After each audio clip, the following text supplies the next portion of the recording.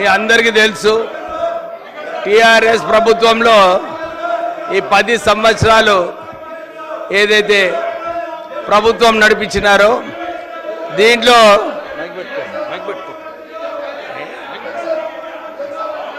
10 సంవత్సరాలు టిఆర్ఎస్ ప్రభుత్వము ఆర్థిక పరిస్థితి తెలంగాణలో ఘోరంగా చేయడం జరిగింది. 1992లో కూడా దేశంలో ఆర్థిక పరిస్థితులు బాగాలేనప్పుడు అప్పుడు కూడా కాంగ్రెస్ పార్టీ కేంద్రంలో అధికారంలోకి వచ్చి దేశ ఆర్థిక పరిస్థితిని సరిదిద్దుకోవడం జరిగింది. అప్పటి నుంచి ఇప్పటి వరకు ఎకనామిక్ రిఫార్మ్స్ తీసుకొచ్చిన తర్వాత కాంగ్రెస్ పార్టీ ఏదైతే నిర్ణయాలు తీసుకుందో ఆ నిర్ణయాలు తీసుకోవడం వలన మన దేశ అభివృద్ధి వాటలో రావడం జరిగింది. రాష్ట్రంలో ఇంతకుముందు అందరు కూడా ఒప్పుకున్నారు, కేటీఆర్ గారు కూడా ఒప్పుకున్నారు, మేము 7 లక్షల కోట్ల రూపాయలు రుణాలు తీసుకున్నామని చెప్పి వారు స్పష్టంగా చెప్పడం జరిగింది. మా ప్రశ్న ఒకటే, తెలంగాణ వచ్చినప్పుడు కేవలము సుమారు 70,000 కోట్ల రూపాయలు అప్పుడే, కానీ టిఆర్ఎస్ ప్రభుత్వం వచ్చిన తర్వాత 7 లక్షల కోట్ల రూపాయలు అప్పు చేయడం జరిగింది. ఎక్కడ ఖర్చు పెట్టినారు, దేంట్లో ఖర్చు పెట్టినారో ఆలోచించే విషయం ఉంది. ఇది కేవలము కమిషన్లు దోచుకోవడానికి, కాంట్రాక్టర్లకు ఆర్థికంగా పైకి తీసుకురావడానికి, వీళ్ళందరికీ ప్రపంచంలో ధనికులు చేయడానికి టిఆర్ఎస్ ప్రభుత్వం ఆ రోజులలో ఈ కాంట్రాక్ట్స్ ఇవ్వడం జరిగింది.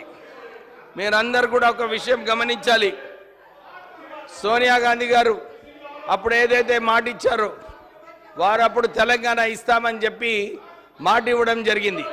దాని ప్రకారంగానే 2014లో తెలంగాణ ఇవ్వడం జరిగింది.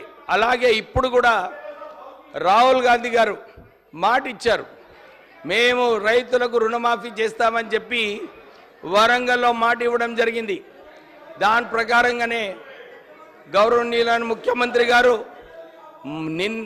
నిన్న ఇంకా ఇంతకుముందు జూలై 18 నాడు 2 విడతలుగా రుణమాఫీ చేయాలని చెప్పి 1,50,000 రూపాయల వరకు ఏదైతే రుణాలు ఉన్నాయో ఇవన్నీ కూడా మాఫీ చేయడం జరిగింది.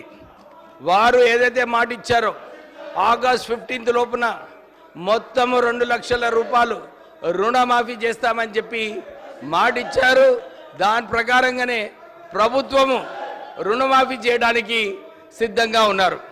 మీరందరూ కూడా టిఆర్ఎస్ ప్రభుత్వం ఏదైతే మొదటి స్టెంట్లో రుణమాఫీ చేస్తామని చెప్పి 4 విడతలు అంటే సుమారు 5 సంవత్సరాలలో ఏదైతే మిత్తి వస్తుందో ఆ మిత్తి కూడా కవర్ చేసుకోవడానికి రుణమాఫీ చేయలేదు. కానీ ఇప్పుడు ముఖ్యమంత్రి గారు రైతులకు ఆదుకోవాలి, రైతులకు, ఎందుకంటే 2008లో కూడా అప్పుడు కాంగ్రెస్ పార్టీ కేంద్రంలో ఉన్నప్పుడు 70,000 కోట్ల రూపాయలు రుణమాఫీ చేసి రైతులను ఆదుకోవడం జరిగింది. అలాగే ఇప్పుడు కూడా రుణమాఫీ చేసి మన తెలంగాణ రైతులను ఆదుకోవడానికి రుణమాఫీ చేయడం జరిగింది. దాంతోపాటు రైతులను ఆదుకోవడానికి రైతు భరోసా కార్యక్రమం ఇప్పటి వరకు 4 మీటింగ్లు ఉప ముఖ్యమంత్రి భట్టి గారి ఆధ్వర్యంలో రైతుల వారి ఒపీనియన్స్ తీసుకొని ఈ రైతు భరోసా ఎట్లా ఇంప్లిమెంట్ చేయాలి, ఎందుకంటే ఇంతకుముందు ఏదైతే రైతు బంధు పేరుతో 80,000 కోట్ల రూపాయలు వారు ఖర్చు పెట్టారో దాంట్లో సుమారు 33,000 కోట్ల రూపాయలు అది కేవలము రైతులు ఎవరైతే ఉన్నారో రైతులకు పోకుండా కేవలము బ్యారెన్ లైన్ ఉండే వాళ్ళకి కూడా ఈ రైతు బంధు ఇవ్వడం జరిగింది. అప్పుడు మేమందరం కూడా డిమాండ్ చేశాము, కౌలు రైతులను కూడా ఆదుకునే బాధ్యత రాష్ట్ర ప్రభుత్వం అని చెప్పి అప్పుడు కూడా మేమందరం కూడా కేసీఆర్ గారిని అడగడం జరిగింది. కానీ కేసీఆర్ గారు ఎప్పుడు కూడా కౌలు రైతుల గురించి పట్టించుకోలేదు.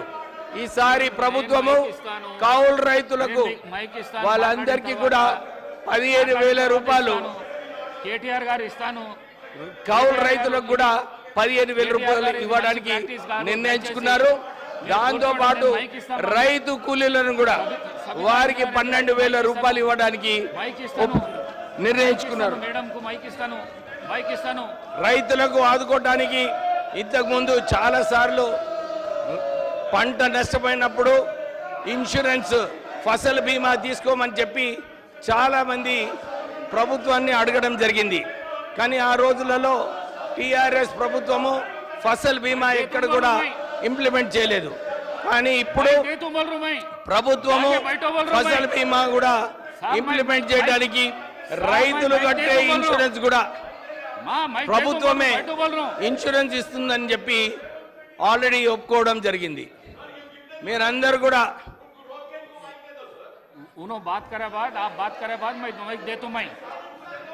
మీరందరూ కూడా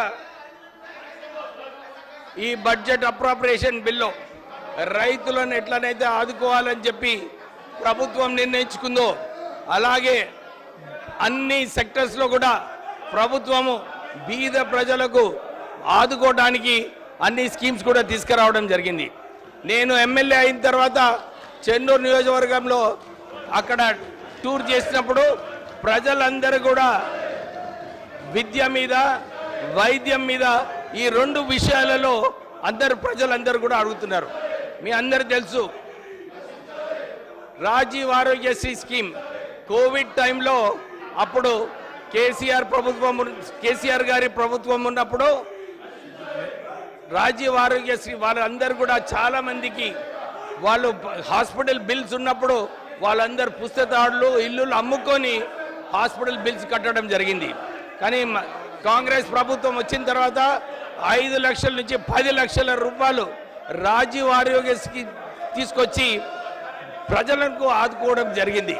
దాంతోపాటు ఎవరికైతే 10 లక్షల కన్నా ఎక్కువ హాస్పిటల్ బిల్స్ అవుతాయో వాళ్ళందరికీ కూడా చీఫ్ మినిస్టర్ రిలీఫ్ ఫండ్ ద్వారా వారికి కూడా ఆదుకోవడం జరుగుతుంది. అంటే బీద ప్రజలు ఎవరికైతే హాస్పిటల్ ఖర్చులు ఉన్నాయో దీన్ని ఆదుకోవడానికి రాష్ట్ర ప్రభుత్వం ముందుకు వచ్చింది. అందరు కూడా గమనించాలి, ఆ రోజులలో కోవిడ్ టైంలో కేసీఆర్ గారు చెప్పారు పారాసిటమాల్ ఇస్తే కోవిడ్ పోతుందని.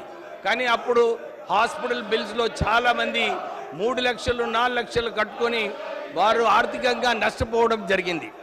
ఈసారి రాజీవ్ ఆరోగ్యశ్రీ స్కీమ్లో 163 కొత్త డిసీజెస్ కూడా దాంట్లో యాడ్ చేసి బీద ప్రజలకు ఎక్కడ కూడా నష్టపోకుండా వారికి రాజీవ్ ఆరోగ్యశ్రీ స్కీమ్లో ప్యాకేజెస్లో 20% కూడా ఛార్జెస్ పెంచి అన్ని హాస్పిటల్స్ కూడా వారికి కూడా మంచి ట్రీట్మెంట్ బీద ప్రజలకు ఇవ్వాలని చెప్పి రాష్ట్ర ప్రభుత్వం నిర్ణయం తీసుకోవడం జరిగింది. దాంతోపాటు 7,000 నర్సెస్ ఎంప్లాయ్మెంట్ కూడా రాష్ట్ర ప్రభుత్వం చేయడము, ఇంకా డాక్టర్స్ని కూడా ఇంకా ఎక్కువ మందిని రిక్రూట్ చేసి ఈ వైద్యంలో బీద ప్రజలకు నష్టపోకుండా చూసుకునే బాధ్యత రాష్ట్ర ప్రభుత్వం ఈ బడ్జెట్లో పెట్టడం జరిగింది. అంతేగాక విద్యాశాఖలో కూడా 22,000 కోట్ల రూపాయలు మన ప్రజలకు మీరు మంచిగా చదువుకోవాలి. బిఆర్ అంబేద్కర్ గారు ఏదైతే అన్నారో చదువుకోవడమే మంచిగా చదువుకున్నప్పుడే అదే ఆర్థికంగా ఎక్కువ పవర్ ఉన్నదంటే విద్యలోనే ఉందని చెప్పి డాక్టర్ బిఆర్ అంబేద్కర్ గారు చాలాసార్లు చెప్పడం జరిగింది. రాష్ట్ర ప్రభుత్వము డిఎస్సి ద్వారా 11,000 టీచర్లు రిక్రూట్ చేసి ఇక్కడ ఈ రాష్ట్రంలో విద్య నేర్పించడానికి రాష్ట్ర ప్రభుత్వం ముందడుగు వేయడం జరిగింది. దాంతోపాటు 45 గురుకుల్ స్కూళ్ళు కూడా స్థాపించడానికి 100 కోట్ల రూపాయలు ఒక్కొక్క గురుకుల్కి కేటాయించి 45 గురుకుల్ స్కూల్ కూడా త్వరలోనే తెలంగాణ ప్రభుత్వము ప్రారంభం చేయబోతుంది.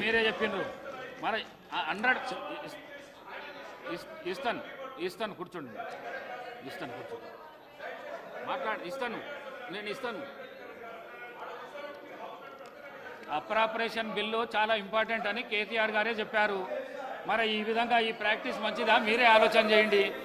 మీరు జెంటిల్మ్యాన్, మీరు చాలా జెంటిల్మ్యాన్. మీరు చాలా జెంటిల్మ్యాన్, ఈ సభలో మీరు చాలా జెంటిల్మ్యాన్. మీరు ఈ విధంగా చేసుడు మీకు న్యాయం అనిపిస్తుందా? మీరు కూర్చోండి. మీరు విద్యారంగంలో గర్ల్ టాయిలెట్స్ కట్టేది అవసరం ఉంది అధ్యక్ష. నేను ఎంపీగా ఉన్నప్పుడు ఎంపీ ల్యాండ్స్ ద్వారా మా పెద్దపల్లి నియోజకవర్గంలో అన్ని గవర్నమెంట్ స్కూళ్ళలో గర్ల్ టాయిలెట్స్ కట్టడానికి నిధులు కేటాయించడం జరిగింది. నేను ఇదే కోరుతున్నాను, మన గర్ల్ టాయిలెట్స్ కోసము ఇంకా ఎక్కువ నిధులు కేటాయించి ఇంకా మహిళలందరూ కూడా స్కూల్లోకి పోయి కాలేజెస్ పోయి వారు కూడా మంచిగా చదువుకోవాలని చెప్పి నేను కోరుతున్నాను. ఇరిగేషన్లో మీ అందరికి తెలిసిన విషయమే, కాళేశ్వరము ఈ రాష్ట్రానికి ఏదైతే టీఆర్ఎస్ ప్రభుత్వం నిర్ణయించుకొని రీడిజైనింగ్ పేరుతో, ఎందుకంటే ఇంతకుముందు అప్పుడు కాకా వెంకటస్వామి గారు ప్రాణహిత చేవెళ్ళ ప్రాజెక్ట్ చేస్తే